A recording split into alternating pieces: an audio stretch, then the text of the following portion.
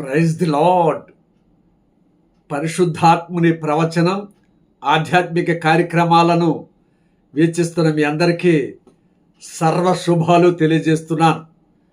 ప్రియమైనటువంటి సహోదరి సహోదరులారా, మరి చాలామంది దేవుడు నా ప్రార్థన ఆలకిస్తున్నాడా లేదా, నా ప్రార్థనకు జవాబు రావడం లేదు, నేను ప్రతిరోజు ప్రార్థన చేస్తున్నాను, దేవాలయానికి వెళుతున్నాను,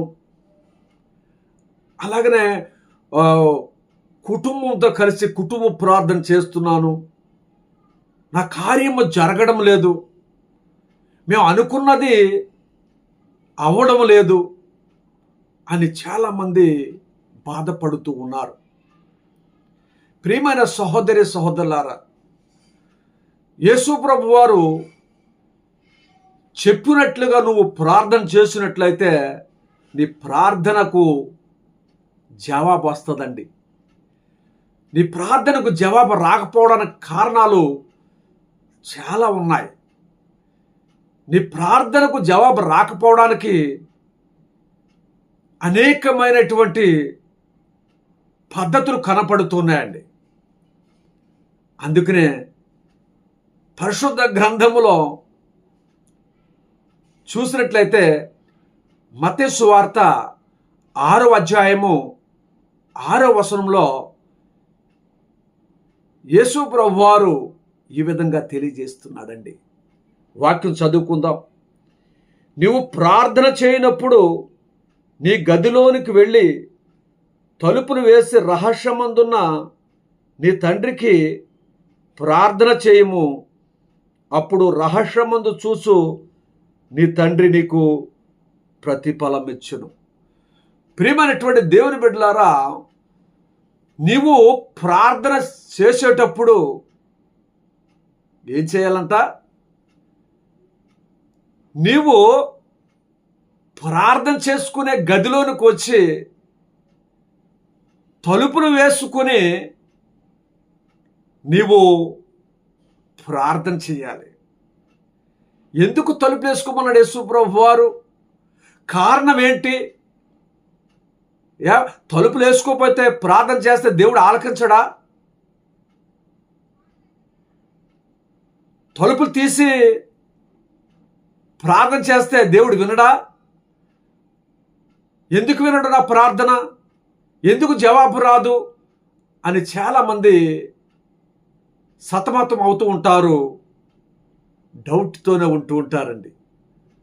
అయితే యేసు ప్రభు తలుపు వేసుకుని ప్రార్థన ఎందుకు చేయమన్నాడు అంటే, ప్రియులారా, నీవు తలుపులు వేసుకోకుండా తలుపు తీసి నువ్వు గదిలోకి వచ్చి ప్రార్థిస్తే నీకు శోధనలు వస్తాయి, డిస్టర్బెన్స్ అవుద్ది. అందుకనే నువ్వు ప్రార్థన చేయకముందు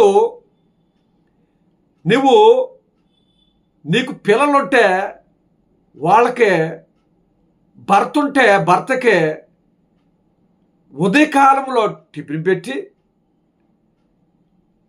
వాళ్ళు స్కూల్కి వెళ్ళే పిల్లలు అయితే, పనిపాట్లకు వెళ్ళే భర్త అయితే, మరి భర్తకే, నీకు, నీ పిల్లలకే వంట చేసుకోవాలి. వంట చేసుకుని, అన్నం వండుకుని, కూర వండుకుని, స్కూల్కి వెళ్ళే పిల్లలకి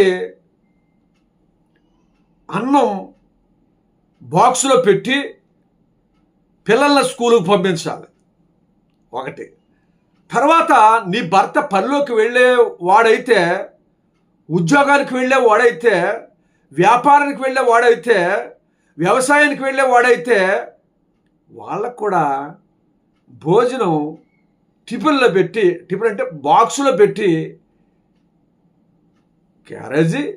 ఆ క్యారేజీని నీ భర్తకిచ్చి పంపితే భర్త కూడా పనిపాట్లకు, ఉద్యోగానికి, వ్యాపారానికి వెళ్ళిపోతాడు.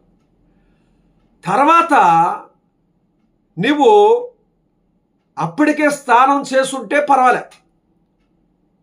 వంట పనులు, ఇంటి పనులు అయిన తర్వాత స్నానం చేద్దాం అన్నటువంటి స్త్రీలు కూడా ఉంటారు. కాబట్టి అప్పుడు నీవు స్నానం చేసి కాలకృత్యాలు తీర్చుకుని మంచి వస్త్రం కట్టుకుని అప్పుడు నువ్వేం చేయాలి? నీకు అనారోగ్య కారణంగా ఉంటే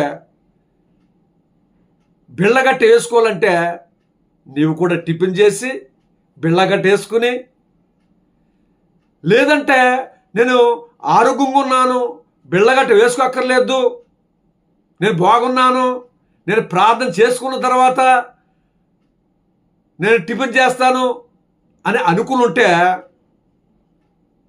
ఒక స్త్రీగా ఇల్లాలుగా అప్పుడు నువ్వు గదిలోనికి వచ్చి తలుపు వేసుకుని నువ్వు ప్రార్థన చేస్తే దేవుడిని ప్రార్థన ఆలకిస్తాడనమాట.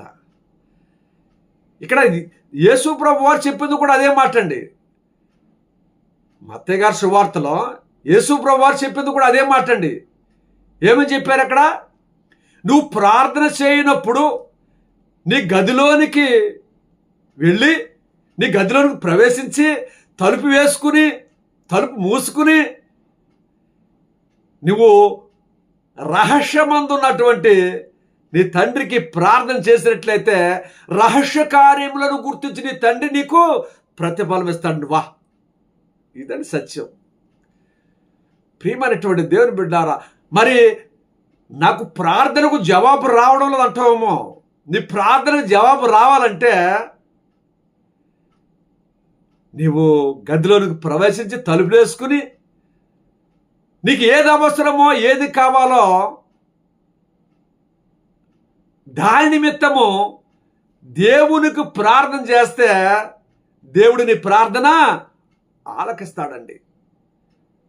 పరిశుద్ధ గ్రంథములో కీర్తన గ్రంథము 34వ అధ్యాయము 15వ వచనం చదివినట్లయితే, యెహోవా దృష్టి నీతిమంతుల మీద నున్నది, ఆయన చెవులు వారి మొరలకు ఒగ్గి ఉన్నవి.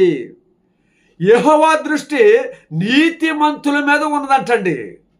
అంటే నీతిమంతులను ఆయన చూస్తున్నాడు, ఆయన చెవుల ద్వారా నీ మొర ఆలకిస్తున్నాడు, ఆయన చెవులు యొగ్గి నీ ప్రార్థన వింటున్నాడు, నీకు ప్రార్థనకు జవాబు ఇవ్వాలని.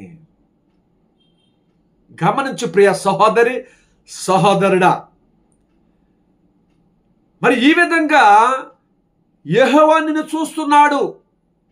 నీకు ఏది కావాలో, ఏది అవసరమో, ఏది కావాలని కోరుకుంటున్నావో, నీ కుటుంబంలో సమస్యలు ఏంటో, నీ కుటుంబానికి ఏది కావాలో అన్ని దేవునికి తెలుసు.